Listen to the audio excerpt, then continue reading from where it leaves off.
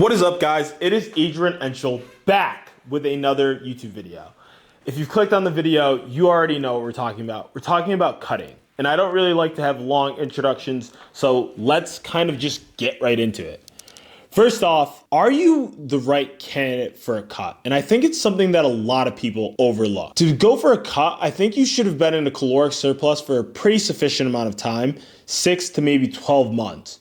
And your body fat percentage should lie around 17 to maybe 22% before starting a cut. Personally, I found that cutting down to about 10% body fat is an ideal look that I would go for. Anything below that is really pretty much show ready lean, and I don't think you have to get that lean. Now, the next thing that's equally important is that cutting takes time. A proper cut realistically will take anywhere around from 3 to 5 months, and rushing leads to mistakes. So let's talk about the most common mistakes people make when cutting. The most common mistake is not really giving yourself a timeline, i.e. giving yourself a clear defined date in which you want to reach a 10% body fat. Now, I know that is a little bit contradictory to what I just said, but I think realistically giving yourself a date makes it a clear, objective goal that I either reached or didn't reach. Next would be cutting too fast. And it's probably the mistake that most people make. Rapid cuts cause your body to drop muscle mass and not just fat. So take your time and let your body adjust gradually. Another mistake that is often seen with cutting is that people don't use the weather to their advantage. Cutting during warmer months can make it significantly easier, and you're more active and the weather helps to your advantage. Using the time of the year is extremely advantageous to your cut. Another mistake that individuals make is that they stop lifting heavy. And while when you're on a cut, it is more than likely that some of your lifts will go down, you'd be shocked that the human body is extremely resilient. So keep pushing the weights and don't just fall into the trope that because you're on a cut, you should lose all of your strength. This is something that I've done in the past, and I've consistently realized that I'm a lot stronger than what I think I'm capable of just because I'm on a cut. Another thing too is that individuals neglect their compound lifts. To preserve your strength, always keep your compound lifts like squats, deadlifts, and presses at the start of your workout. Another common mistake is the fear of muscle loss. A big fear is most people say, I'll lose all my muscle. And that's false. Your body burns through glycogen and fat before touching muscle.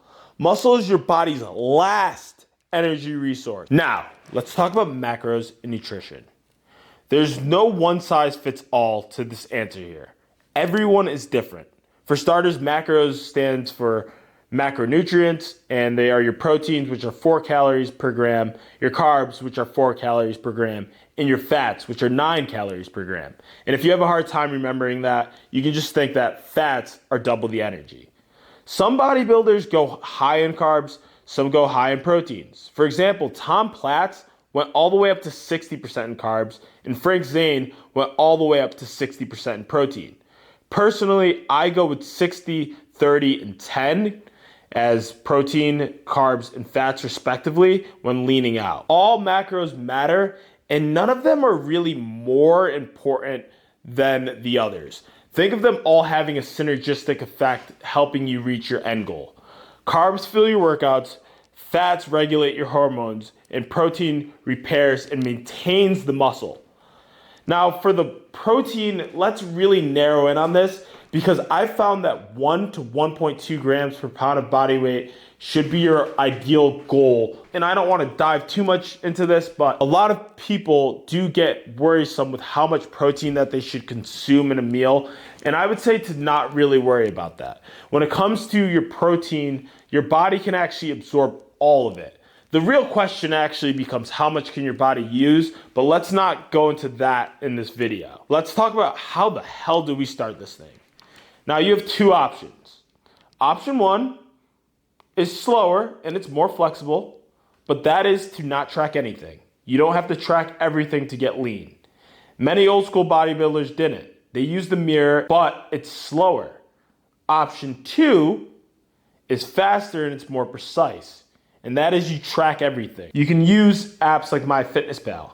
This will get you results faster and keep you consistent. Now, when we get started, for best practices, you need to track everything in the first week. Don't be concerned with if you're losing weight at this point. Just track everything. The trick here is to actually teach your mind how to be consistent with tracking everything if you go down the second option. The other thing is you need to keep your meals consistent. And I found that using apps like MyFitnessPal, you can effectively have a log of the meals that you've had, and it's a lot easier to track. Okay guys, for this final part of the video, I want to talk about best practices and really quick hitters.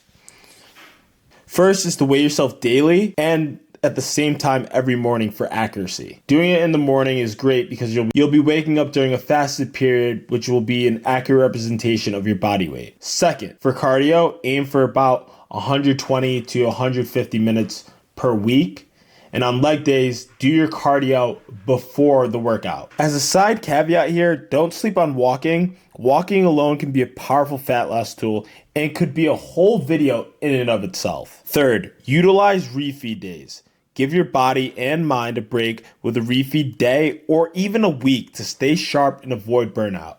Everybody at the beginning thinks they won't need this, but trust me, a refeed day will allow you to stay mentally sharp during the hard times. Knowing that a refeed day is coming up or a refeed week is coming up will allow you to get through those difficult phases. The final quick hitter is to have a strong mindset. And what do I mean by this? I want you to know that going from 40% body fat to 20% body fat is significantly easier than going from 15 to 10% body fat. Each time you get closer to a single digit body fat percentage, your body's actually working against you to hold on to fat and hold on to its glycogen stores. When you hit these phases, you're going to have to really bear down and buckle down to really break through those plateaus. And it's important to be cognizant that these moments are going to be coming ahead of you. Alright guys, that is it for the video, but make sure to like, comment, share, and subscribe. And on top of that, if you found this video helpful, as it helps me as a content creator understand what content is actually helpful for you guys. As always, I will see you guys in the next one, and I will see you guys at the top.